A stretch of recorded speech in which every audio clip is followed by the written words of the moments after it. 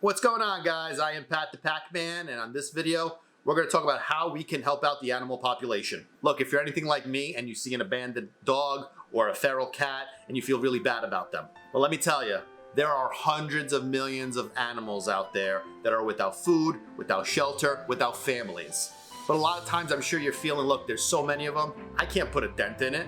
I got news for you.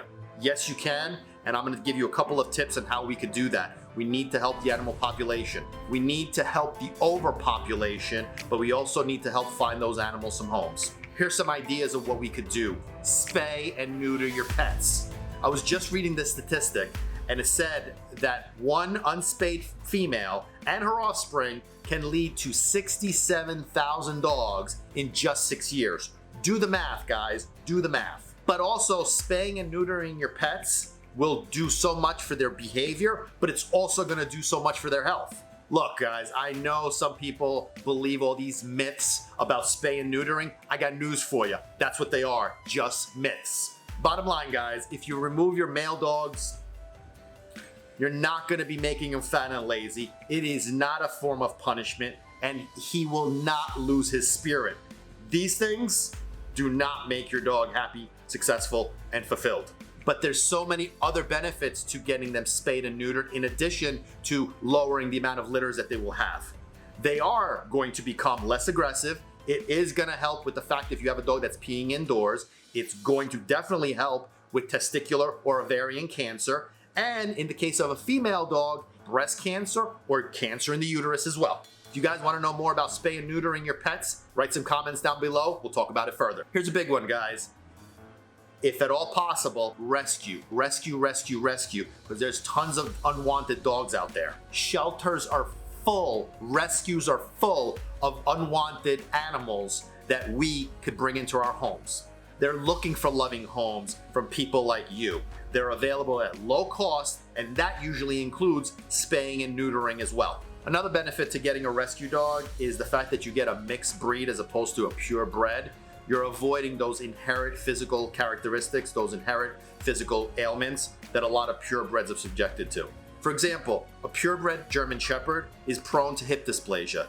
Now, a mixed breed German Shepherd is far less likely to have that kind of problem. Here's something else you could do. Volunteer at local shelters or rescues. It's a fantastic way to work on your dog's skills to expand your knowledge base as well. Hey, that's how I got started.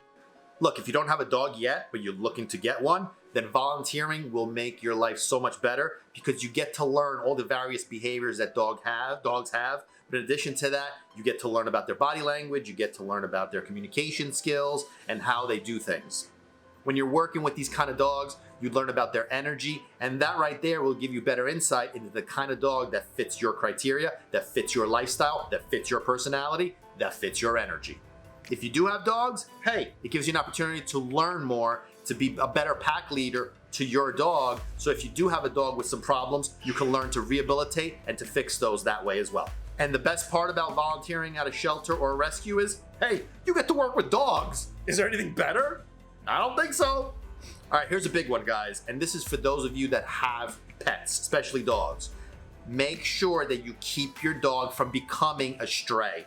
You have no idea how many dogs I see locally on our social media page that are constantly escaping from their gate, running away from their home, all sorts of stuff. These dogs are basically lost.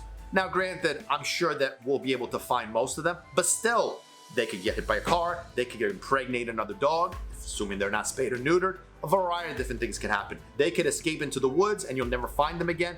All sorts of stuff can happen. Make sure your dogs don't become strays. How do we do that? Well, one thing you could do is make sure you get your dog microchipped. Also, make sure that the information is up to date. Look, guys, it's a fact of the world. Pets get stolen almost every single day. The microchip will make sure that they have identification that they belong to you.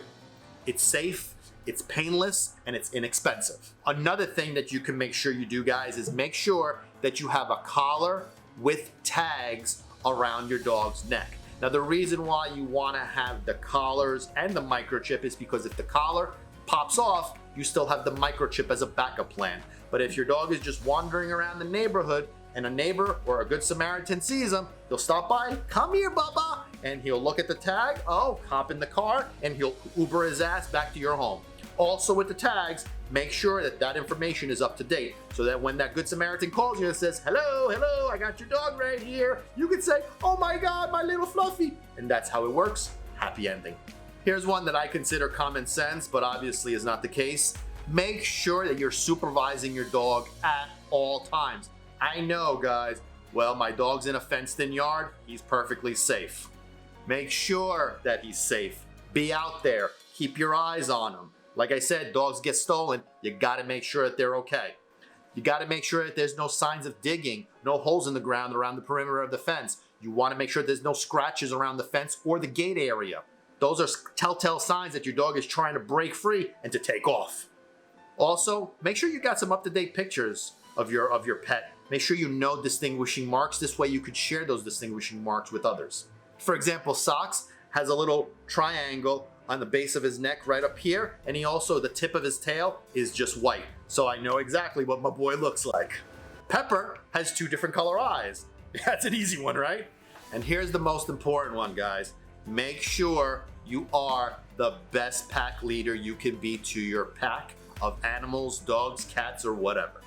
Unfortunately, most dogs end up in shelters or rescues or put down because of the fact that they develop behavioral issues, they develop behavioral problems, and the owners just either don't do anything to fix them, they don't want to do anything to fix them, or they don't know how to fix them. Look, bottom line, if your dog has some behavioral problems, most likely they were created by humans. You or otherwise, either way, your dog, your responsibility. When you get a pet, regardless of what it is, you are making a promise to that animal. You are saying to them, I promise you, I am committed to you, and I will do everything in my power to make sure you are happy, fulfilled, and well behaved. I am committed to taking care of you for the rest of your life, period, no matter what, till death do us part. It's like a marriage, only better. Did I just say that? Oops. You guys know it's true. Look, that commitment has no conditions to it. You're not saying to your dog, I promise to do all that stuff as long as you don't bite anybody, as long as you don't chew up my shoes, or until I have kids, or until I get married, then you're on your own. If your dog has behavioral problems, it's up to you to fix them. It's your responsibility. That is what a real pack leader does. Your job is to provide protection, to give direction, to give guidance. If you can't do it yourself, or if you don't know how to get it done, then you hire a professional. I think I might know somebody for you. Your dog is going to reflect your energy and do whatever it is that you ask him to do. Whatever it is that you're telling him to do, maybe you're not even aware of it, but that's exactly what he's going to give back to you. You need to be aware of what you're saying or what you're not saying. Be aware. Save a life, guys. Look, I know that it's hard because there's so much out there, but one of us, all of us, can make a really big impact. No animal should be abused or abandoned. We have the ability, we have the power. Whatever small insignificant thing that we think we're doing, believe me, it could have tremendous ripples, even if it's just for one animal. Yeah, you heard me correctly. Just one small step, one small little thing that we do can make a huge difference in an animal population or just one alone. But that's how it goes, one at a time. Focus on progress, not perfection. We all have the power, we all have the ability, we just have to have the will. And I think you guys do. Hope you guys enjoyed this video. If you want to know more, let me know. I am Pat the Packman. Catch you guys next time. Hey guys, hope you enjoyed this video. If you want to see more, make sure you wag your tail on over and bark at that subscribe button. This way you won't miss out on all the cool stuff that we post. In addition, you won't miss out on our podcast, Barking for Balance, which premieres every Thursday. Believe me, you don't want to miss out on that. It's really cool. Links down below on all podcast platforms.